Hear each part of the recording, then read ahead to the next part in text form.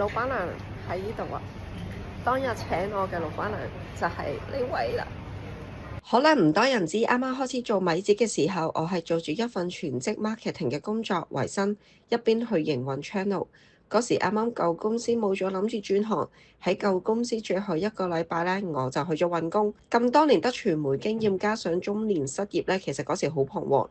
見到有間 cafe 上網請 marketing，於是我就去咗應徵啦。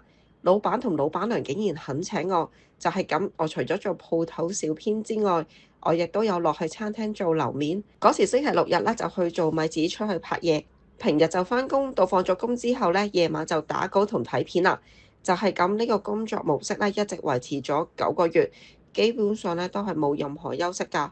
不過嗰時特別滿足。一直都好多謝老闆同老闆娘請我，同時提供咗一個好彈性嘅工作時間俾我。到而家咧，佢都仍然繼續支持我。佢哋 cafe 啲嘢好好食，觀塘同將軍澳都有分店㗎，記得去支持佢哋啦！大家要多多支持呢間 Coffee Art 啊！